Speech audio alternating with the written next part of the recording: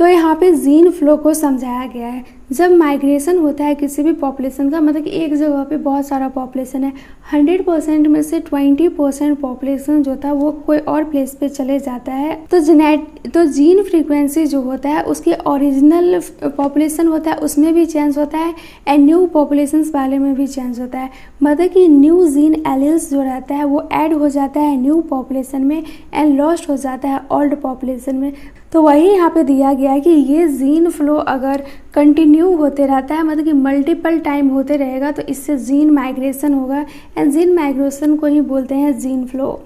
And next बोला गया है कि सेम मतलब कि इसी टाइप का चेंज अगर होता है अकर बाय चांस, तो इसको बोलते हैं जेनेटिक ड्रिफ्ट। डायरेक्ट याद रखना, अकर बाय चांस होता है, ये डायरेक्ट क्वेश्चन में पूछ लिया जाता है एंड ये PYQ का भी क्वेश्चन है। एंड फिर बोला गया है कि ये जो एलिलिक फ्रीक्वेंसी जो होता है ये बहुत ही ज़्यादा चेंज हो जाता है, मतलब कि कोई पॉपुलेशन था तो उसमें से 20% कोई और प्लेस पे चला गया, जिसके वजह से कि उसके फ्रीक्वेंसी में काफ़ी ज़्यादा चेंज आ गया एंड अब वो न्यू पॉपुलेशंस क्रिएट कर लेता है एंड ये न्यू पॉपुलेशंस क्रिएट होने की वजह से ये बन जाता है different species. And different species का सिंपल मीनिंग ये है कि अब अपने पहले वाले पॉपुलेशन के साथ ये रिप्रोड्यूस नहीं कर सकता है। तो यहाँ पे फाउंडर इफेक्ट के बारे में बोला गया कि ये जो ओरिजिनल ड्रिफ्टेड पॉपुलेशन जो है वो फाउंडर हो गया है, मतलब कि ये जो 20% जो मूव किया था वो अब फाउंडर हो गया है। तो इस इफेक्ट को बोलते हैं फाउंडर इफेक्ट। मतलब कि फाउंडर इफेक्ट का सिंपल मीनिंग ये याद रखना कि डिफरेंट स्पीसीज क्रिएट हो जाता है जो कि अपने पहले वाले पॉपुलेशन के साथ रिप्रोड्यूस नहीं कर सकता है। अब इस पैराग्राफ में सिंपल पहले वाला को एक्सप्लेन किया गया है, मतलब कि फिर से रिपीट किया गया है हर चीज़ को। तो यहाँ पे माइक्रोबियल एक्सपेरिमेंट किया, तो माइक्रोबियल एक्सपेरिमेंट में म्यूटेशन को पॉजिटिव वे में लिया गया है। म्यूटेशंस बैड भी इम्पैक्ट डालता है तो अच्छा भी इम्पैक्ट डालता है। तो यहाँ पे बोला गया है कि म्यूटेशंस के वजह से न्यू फेनोटाइप बनता है। अब न्यू फेनोटाइप का मतलब है कि वेरिएशन आता है एंड इस वेरिएशन के वजह से कुछ जनरेशन्स के बाद हो सकता है कि न्यू मतलब कि स्पेसिएशंस हो जाए। स्पेसिएशन का सिंपल मीनिंग है कि न्यू स्पीसीज बन जाएगा एंड न्यू स्पीसीज बन जाएगा तो ये अपने पहले वाले पॉपुलेशंस के साथ रिप्रोड्यूस नहीं कर पाएगा। नेक्स्ट बोला गया है नेचुरल सिलेक्शन। तो नेचुरल सिलेक्शन का बात आए, मतलब कि यहाँ पे डार्विन के बारे में बोला जा रहा है एंड डार्विन क्या बोले थे कि हेरिटेबल वेरिएशन होता है, मतलब कि वहाँ पे बहुत सारा पॉपुलेशन है तो कुछ जो मेंबर रहता है उसमें वेरिएशन क्रिएट हो जाता है जो कि बेटर सर्वाइव कर सकता है एंड जब बेटर सर्वाइव करेगा तो रिप्रोड्यूस भी करेगा एंड जब रिप्रोड्यूस करेगा तो उसका प्रोजेनी भी जो होगा वो बहुत ही ज़्यादा नंबर में होगा।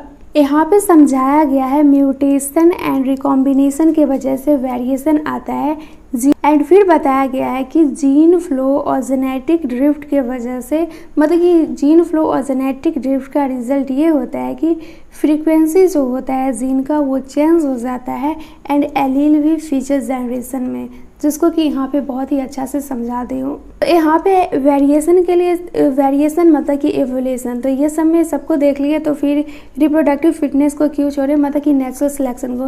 तो नेचुरल सिलेक्शन में हम जनरली क्या पढ़ते हैं कि जो रिप्रोडक्टिव फिट हो वो ज़्यादा प्रोजेनी प्रोड्यूस करेगा, तो मतलब कि वो ज़्यादा स्टेबल होगा। एंड ये लास्ट पैराग्राफ में दिया गया है कि नेचुरल सिलेक्शन का डिफरेंट रेट्स होता है, जैसे कि फर्स्ट दिया गया है स्टेबलाइजेशन, सेकेंड दिया गया है डायरेक्शनल चेंज एंड थर्ड दिया गया है डिसरप्शन। तो स्टेबलाइजेशन का सिंपल मीनिंग हमें याद रखना है कि कोई पॉपुलेशन है तो उसमें जो मैक्सिमम इंडिविजुअल रहेगा वो एक्वायर करेगा मीन कैरेक्टर वैल्यू को। एंड सेकेंड है डायरेक्शनल चेंज। तो डायरेक्शनल चेंज में क्या होता है कि इसमें मोर इंडिविजुअल जो होता है ये एक्वायर करना चाहेगा अदर प्रॉपर्टी को compare to mean character. And फिर आता है डिसरप्शन। तो डिसरप्शन में क्या होता है कि मोर इंडिविजुअल जो होता है ये एक्वायर करना चाहता है पेरिफेरल कैरेक्टर, मतलब कि ये मेन कैरेक्टर को छोड़ के पेरिफेरल पार्ट में जो भी प्रॉपर्टी रहेगा वो अचीव करना चाहेगा। तो यहाँ पे डायग्रामेटिक रिप्रेजेंटेशन से समझ सकते हैं नेचुरल सिलेक्शन को। फर्स्ट में दिया गया है स्टेबलाइजिंग, सेकेंड में दिया गया है डायरेक्शनल एंड थर्ड में दिया गया है डिस्ट्रप्टिव। तो यहाँ पे देख सकते हैं ये जो ग्राफ है वाई एक्सिस पे यहाँ पे नंबर ऑफ इंडिविजुअल लिया गया है विथ फेनोटाइप्स एंड ये है एक्स पे जहाँ पे कि वैल्यू लिया गया है। तो यहाँ पे देख सकते हैं ये जो ग्राफ है ये इस टाइप से है। तो ऊपर में जो है इसको बोलते हैं मीडियम साइजेड इंडिविजुअल एंड ये जो लाइन जो जा रहा है मतलब कि जितना ज़्यादा ये नैरो भी हो सकता है एंड यहाँ से ये गायब भी हो सकता है। तो phenotypes favoured by natural selection, मतलब कि ये डिपेंड करता है नेचुरल सिलेक्शन के ऊपर। तो यहाँ पे देख सकते हैं फर्स्ट ग्राफ है स्टेबलाइजिंग का। तो स्टेबलाइजिंग में देख सकते हैं पिक जो है ये हायर हो गया है एंड नैरो हो गया, मतलब कि इसमें मीन वाला जो वैल्यू है वो इंक्रीज़ किया है एंड ये जो पेरिफेरल वाला है वो डिक्रीज़ किया है। एंड फिर सेकेंड में डायरेक्शनल का ग्राफ दिया गया है। तो ये देख सकते हैं इसका पिक जो शिफ्ट कर रहा है, मतलब कि यहाँ पे जो ये एरो दिया गया है, एरो का मतलब है कि इसका पिक जो है ये राइट साइड में शिफ्ट हो रहा है, मतलब कि ये ग्राफ शिफ्ट हो रहा है। ग्राफ शिफ्ट होने का मतलब है कि इसका कोई एक पेरिफेरल वैल्यू जो होगा वो इंक्रीज हो जाएगा क्योंकि ये डायरेक्शनल है। एंड ये ग्राफ दिया गया है डिसरप्टिव का। तो यहाँ पे देख सकते हैं मीन वैल्यू जो है वो डिक्रीज हो गया है एंड पेरिफेरल वैल्यू जो है वो इंक्रीज कर गया है। नेक्स्ट है a brief account of evolution.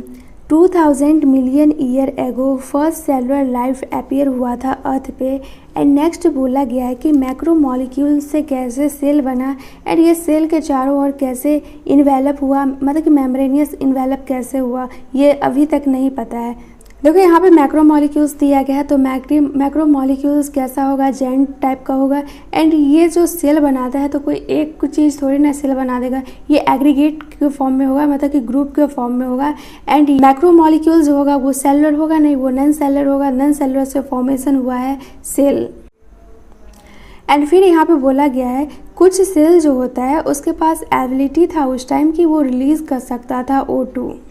And ये जो O2 रिलीज़ कर रहा था इसमें जो रिएक्शन हो रहा था सिमिलर फोटोसिंथेसिस के जैसा रिएक्शन हो रहा था। अभी जस्ट देखे है कि कुछ जो सेल था उसके पास एबिलिटी था कि वो रिलीज़ कर सकता है ऑक्सीजन को, तो वही यहाँ पे बोला गया है कि ये सिमिलर रिएक्शन था लाइट रिएक्शन के जैसा जो कि फोटोसिंथेसिस में होता है। वहाँ पे भी वाटर स्प्लिट करता है सोलर एनर्जी को कैप्चर करके एंड यहाँ पे लाइट हार्वेस्टिंग पिगमेंट्स रहता है।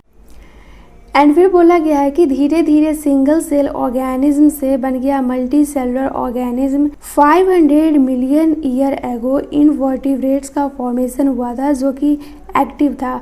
फिर जॉलेस फिश जो हुआ ये इवॉल्व हुआ around 350 million year ago. First organism जो लैंड पे आया था वो प्लांट था जो कि बहुत फैला हुआ था अर्थ पे। फिर उसके बाद आया एनिमल लैंड पे। अब यहाँ पे लॉव फिन्स के बारे में बताया गया है। तो यहाँ पे बोला गया कि फिश जो था वो स्टाउट था एंड उसके पास स्ट्रॉन्ग फिन्स था, तो इसकी वजह से ये लैंड पे भी आ गया एंड फिर वाटर में चला गया। एंड ये जो बात है वो 350 मिलियन ईयर एगो का बात है। फिर 1938 में फिश जो इस टाइप का फिश साउथ अफ्रीका में देखा गया जिसको कि कोलियोकंथ बोलते हैं। कोलियोकंथ को सोचा गया था कि ये अब एक्सटिंक्ट हो गया है बट मिला। तो ये जो एनिमल्स होता है उसको बोलते हैं लो फिन्स, मतलब कि कोलियोकंथ जो है ये टाइप ऑफ लो फिन है एंड ये लो फिन से इवॉल्व हुआ फर्स्ट एम्फीबियन। एंड हमें पता है एम्फीबियन जो होता है ये वाटर में भी रहता है एंड लैंड में भी रहता है, इसलिए इसको एम्फीबियन बोला जाता है। एंड फिर नेक्स्ट बोला गया कि एम्फीबियन एंड रेप्टाइल का कोई भी स्पेसीमेन जो है वो बचा नहीं है। तो modern day frog and salamanders का जो एंसेस्टर है वो है लॉव फिन्स। और फिर बोला गया कि एम्फीबियन इवॉल्व हो गया रेप्टाइल्स में, मतलब कि एम्फीबियन और रेप्टाइल्स में बहुत ही ज़्यादा डिफरेंस है। एम्फीबियन जो होता है वो जो एग देता है वो उसके चारों ओर कवर नहीं रहता है, बट रेप्टाइल्स जो एग देता है उसके चारों तरफ कवर होता है, मतलब कि रेप्टाइल्स का जो एग है इसके पास प्रोटेक्टिव नेचर ज़्यादा है। तो रेप्टाइल्स का जो एग होता है वो थिक सेलेड एग होता है एंड ये ड्राई भी नहीं होगा सन में। बट वही एम्फीबियन का एग देखे तो वो ड्राई हो जाएगा क्योंकि एम्फीबियन के एग के चारों ओर कोई भी कवर नहीं होता है, वो एकदम जेली टाइप होता है। एंड फिर बोला गया है कि हम जो अभी देख रहे हैं वही मॉडर्न डे डिस्केंड्स देख रहे हैं, turtle, tortoise, crocodile. Modern descendants का मतलब है कि अभी हम जो भी देख रहे हैं रेप्टाइल्स में वो डायनासोर्स का वर्जन देख रहे हैं। डिस्केंडेंट्स का मतलब होता है आगे वाला जनरेशन। डायनासोर को रखा गया है रेप्टाइल्स के ही कैटेगरी में, यहाँ पे देख सकते हैं ये रेप्टाइल्स है एंड रेप्टाइल्स से ही टर्टल्स, लिजार्ड, स्नेक ये सब का फॉर्मेशन हो रहा है। तो वही यहाँ पे बोला गया है कि अभी जो हम देख रहे हैं वो मॉडर्न डे डिस्केंड्स देख रहे हैं। एंड इसका मॉडर्न डे डिस्केंडेंट्स में कौन आएगा? टर्टल्स आएगा, टॉर्टवाइस आएगा, क्रोकोडाइल्स आएगा। एंड फिर बोला गया है कि नेक्स्ट 200 मिलियन ईयर अगो, मतलब कि 200 मिलियन ईयर पहले रेप्टाइल का जो शेप था, साइज़ था, वो डिफरेंट था। मतलब कि बहुत पास्ट की बात कर रहे हैं, मतलब कि जिस टाइम डायनासोर था तो डायनासोर को भी रेप्टाइल में ही रखा गया है। तो उस टाइम जो डायनासोर डोमिनेट करता था अर्थ पे, क्योंकि ये बहुत ज़्यादा बड़ा था एंड डरावना भी टाइप का था।